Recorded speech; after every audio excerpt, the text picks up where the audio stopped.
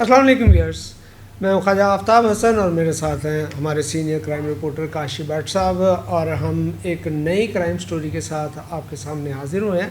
Arif digital देखने वालों को हम एक रिक्वेस्ट करेंगे कि वो हमारे चैनल को लाइक करें, सब्सक्राइब करें और शेयर भी करें, और हमारे प्रोग्राम के बारे में कमेंट में राय भी दें, क्योंकि आपकी राय बहुत अहम है। उसी के ज़रिए हमें ये इल्म होता है कि हमारे व्यूअर्स क्या देखना चाहते हैं और हमें अपने प्रोग्राम्स में किस किस तरह की तब्दीलियां लाने की ज़रूरत है। बट सब कल हमने प्रोग्राम किया शहर में बढ़ती हुई वारदातों के हवाले से, और उस पर मैंने सुना बड़ा आप पे शदीद रद्द-ए-अमल आया, और दोस्तों ने तो अप्रीशिएट किया। आपको जो आपके बहुत गहरे दोस्त थे उन्होंने कहा भट्ट साहब साढ़े ही मंजी ठोकी जा रहे हो, ऐसा हुआ। निशानदेही मुझे लगता है कदम कलामी है वो।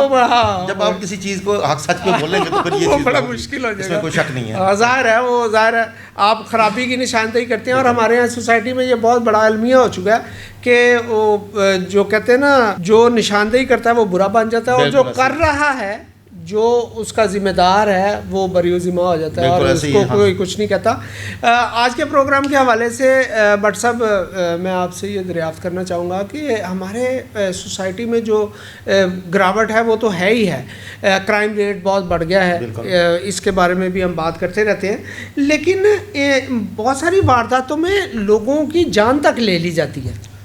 बिल्कुल ऐसे ही है। आप अगर पुलिस की ये 10 माह के अपनी रिपोर्ट देखें तो 10 माह के दौरान 18 लोग डकैती मज़ामत पर कत्ल हुए हैं, बहुत बड़ी तादाद, और दर्जनों जख्मी भी हुए हैं इसमें। और आपका कैपिटल है, सूबाई कैपिटल है, बिल्कुल कैपिटल है।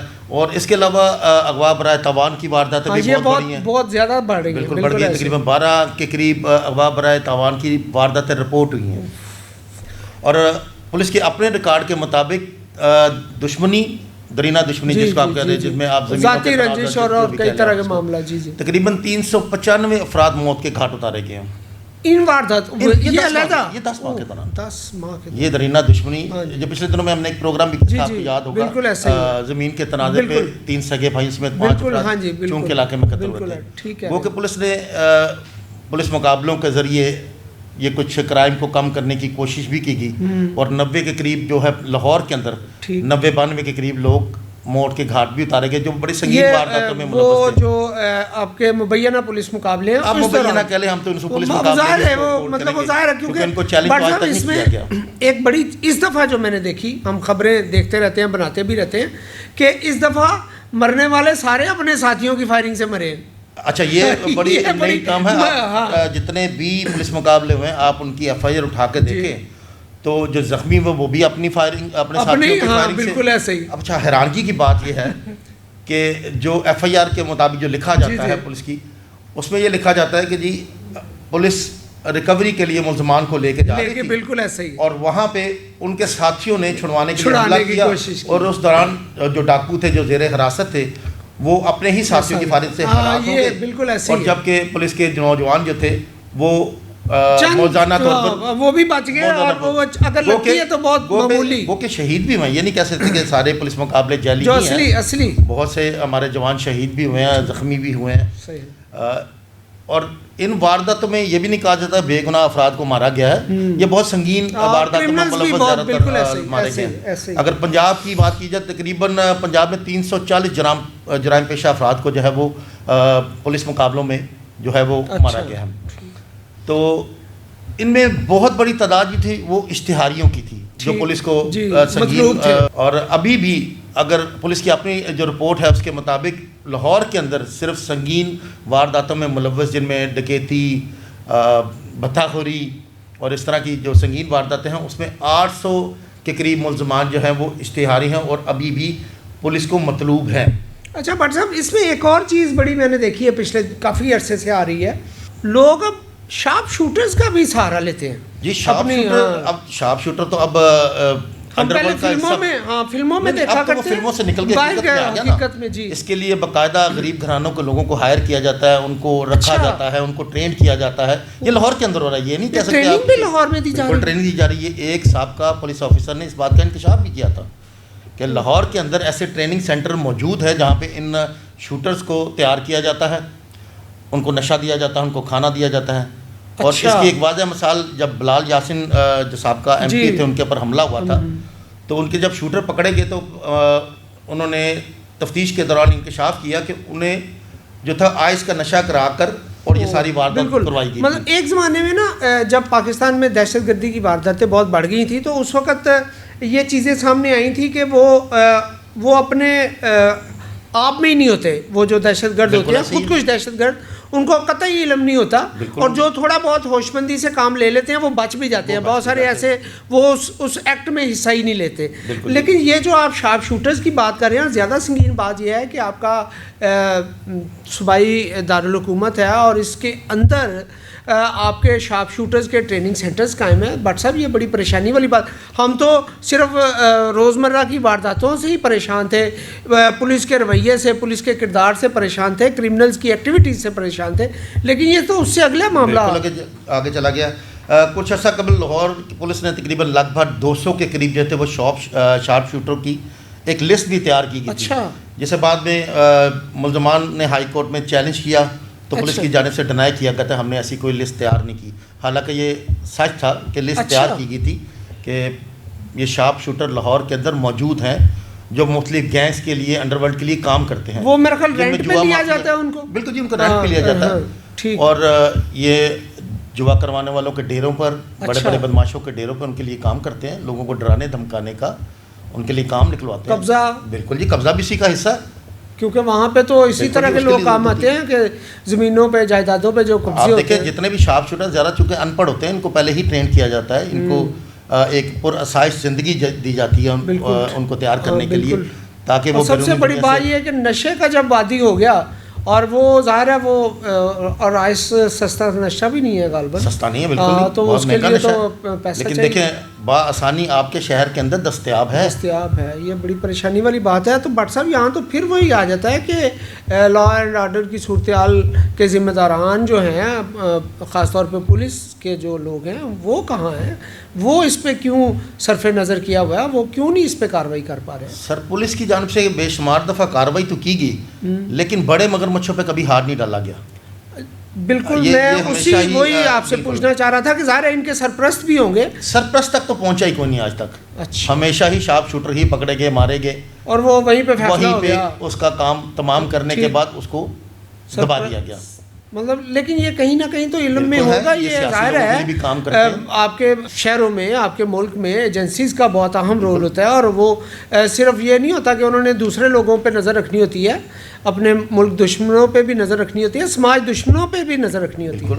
تو وہ ان کا کیا کردار ہے شارپ شوٹروں کو اس طریقے سے ٹرین کیا جاتا ہے کہ ان کو اگر صرف تصویر دکھا دی جائے تو وہ اس کی ریکھی کر کے خود ہی ڈیسائیڈ کرتے ہیں کہ ان کو کہاں پہ مارنا ہے.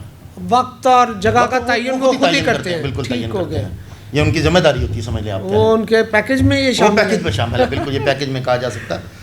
اور بے شمار دفعہ کئی پولیس افسران کی جانب سے اس بات کی نشاندہی کی گئی لیکن لا حاصل, بن باتوں کو پھر دبا دیا گیا. ہم ایک ظاہر مسائل کا تو شکار ہو رہے ہیں اور یہ کوئی بہت سستی نہیں ہوگی چیز. مطلب اگر آپ ایک شارپ شوٹر ہائر کرتے ہیں تو ظاہر آپ اس کو اچھا خاصا معاوضہ دیتے ہیں اور یا اس کو تیار کرنے والوں کو معاوضہ دیتے ہیں, وہ چاہے پرسنٹیج پہ ہی کام کرتے ہوں یا جو بھی ہے. لیکن ان کی تیاری میں بھی جو ظاہر اسلحہ استعمال ہوتا ہے, ان کے اخراجات ہوتے ہیں. تو یہ وہی انہی جو ہے پس پردہ جو لوگ ہیں, جو طاقتور لوگ ہیں, وہی ان کو سارا. مشاہدے میں یہ چیز آئی ہے کہ جب بھی کوئی اس طرح کا شارپ شوٹر پکڑا گیا اور دوران تفتیش اس نے اس بات کا انکشاف کیا کہ اس سے 10 یا 20 ہزار یا 30 ہزار روپے دے کے یہ سارا کام کروایا گیا. بہت بڑے پیسے نہیں, بہت زیادہ پیسے نہیں, ٹھیک ہے, کیونکہ وہ ان کو پالتے ہیں, ان کے خرچے اٹھاتے ہیں, تو ان کے لیے یہ 10-20 ہزار روپے ایک انعام کے طور پہ ہوتا ہے. مطلب اور پھر یہ ہے میرا خیال کہ جب وہ ایک واردات سے کامیاب ہو کے جاتے ہیں تو میرا خیال اگلے واقعہ تک کے لیے, واردات تک کے لیے ان کو پناہ بھی تو چاہیے. انہی ڈیروں پہ روپوش ہوتے ہیں, انہی ڈیروں پہ اپنی مفرودی کاٹتے ہیں جو ان کے سرپرست ہوتے ہیں. ان میں جوا مافیا شامل ہے, ان میں سود کا کام کرنے والے شامل ہیں, ان میں زمینہ کو قبضہ کرنے والے لوگ شامل ہیں, ان میں سیاسی احکام بھی شامل ہیں. ظاہر ہے سیاسی سرپرستی کے بغیر کیسے ہو سکتا ہے، لازمی بات ہے. اور آپ کی سیاست میں تو سارے ہی پاک صاف لوگ نہیں ہیں، مطلب بہت سارے لوگ ہیں. بٹ صاحب لیکن یہ جو پولیس کی جانب سے ایک اس کا بہت اہم رول ہے سوسائٹی میں، اور وہ اس میں بے بس نظر آتی ہے ہمیں بہت ساری جگہوں پہ. تو ہم اپنے آئندہ نسلوں کو، ہم اپنے بچوں کو محفوظ تصور نہیں کرتے. اور معیشت کی صورتحال بھی کوئی بہت اچھی نہیں ہے، اس میں بھی مسائل ہیں، لوگ پاکستان چھوڑ کے جا رہے ہیں. لیکن جب آپ کی جان بھی محفوظ نہ ہو تو اس میں بہت پریشانی والی بات ہے. اور اگر انڈر ورلڈ مافیا ہے یا اس طرح کے لوگ جو تیار کرتے ہیں، یہ ظاہر ہے کوئی عام لوگوں سے تو ان کو فائدہ نہیں ہوتا، یہ ان کو پیسے والے لوگ چاہیے. اور جو آپ کا ٹارگٹ ہے اس نے بھی تو کوئی انتظام کر کے ہی رکھا ہوگا نا. سر یہ جو آپ انڈر ورلڈ جس کا کہہ رہے ہیں، نام لے رہے ہیں، یہ اتنے آرگنائز لوگ ہیں کہ جس طرح کسی ڈپٹی کمشنر یا کمشنر نے اپنے ڈویژن اور ضلع بانٹا ہوتا ہے، اس کی کرتے ہیں، انہوں نے اس طرح سے تقسیم کی ہوتی ہے، جس طرح آپ نے اکثر فلموں میں بھی دیکھا ہوگا. بالکل. اور یہ ایک دوسرے کے علاقے میں دخل اندازی بھی نہیں کرتے ہیں، یعنی کہ گینگ وار والی سائٹ پر نہیں جاتے ہیں تاکہ نقصان نہ ہو. ہمارے یہاں ابھی تک تو ہمیں گینگ وار نظر نہیں آتی. کراچی میں ایک زمانے میں تھا اور وہ ظاہر ہے وہاں کا اپنا مزاج تھا. اچھا یہ چونکہ ان کا کوئی زبانی آپس میں معاہدے ہوتے ہیں یا کوئی لکھت پڑھ تو نہیں ہو سکتی. اگر لکھت پڑھ ہوئی ہے تو پھر بات ہی سامنے آ جائے نا. ٹھیک. یہ اندازہ کریں کہ یہ جتنے بھی لوگ گینگ وار کے لوگ ہوتے ہیں، یہ پولیس اور ریاستی اداروں کی نظروں سے اوجھل رہ کے اپنے شارپ شوٹر کو تیار کرتے ہیں، جو بڑا لمحہ فکری ہے. اگر لاہور کے اندر چاہے وہ پوش ایریے میں ہو رہے ہیں چاہے وہ بیکورڈ ایریے میں ہو رہے ہیں، اگر یہ شارپ شوٹر تیار ہو رہے ہیں اور پولیس کی نظر سے دور ہیں یا قانون نافذ کرنے والوں کی نظر سے دور ہیں، تو یہ ایک سوالیہ نشان ان کی کارکردگی. لازمی بات ہے. پھر اس میں تو پھر اہم رول آپ کی ایجنسیز کا ہے. مطلب پولیس تو ظاہر ہے واقعہ کے بعد کارروائی کرتی ہے، لیکن ایجنسیز تو یہ ساری صورتحال پہ وہ مانیٹر کر رہی ہوتی ہیں. آپ کے ہر فرد پہ نظر ہوتی ہے ان میں، شہر میں آنے جانے والوں پہ، اور کون سے لوگ کیا کر رہے ہیں. لیکن بٹ صاحب جاتے جاتے اس کا کوئی حل بھی بتاتے جائے ہمارے آڈینس کو، اس لیے کہ ہم پریشان تو مسلسل کر رہے ہیں. ہمارا جو قانون ہے نا وہ بڑا پرانا ہے، وسیدہ ہو چکا ہے. اچھا. اس قانون کو بدلنے کی ضرورت ہے. اگر آپ نے اس چیز کو منطقی انجام تک پہنچانا ہے تو آپ کو قانون پہ نظر ثانی کرنی ہوگی. سوسائٹی کو جرائم پیشہ افراد سے بچانے کے لیے بالکل کرنی ہوگی. یہ ضروری ہے. یہ ضروری ہے، اس کے بغیر یہ ممکن نہیں ہے. تو وہ کون کرے گا ورثہ؟ سر یہ تو کام ہے ریاستی اداروں کا.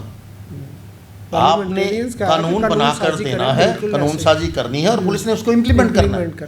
اگر آپ قانون نہیں بنائیں گے اور صحیح نہیں بنائیں گے یا ان کی سرپرستی کریں گے تو پھر اس کو روکنا ممکن نہیں. اور آنے والا وقت آپ دیکھیں گے کہ یہ انڈیا کی طرز کی جو گینگ وارز ہیں یا پاکستان میں جو بہت اس حوالے سے بڑا معروف ہے.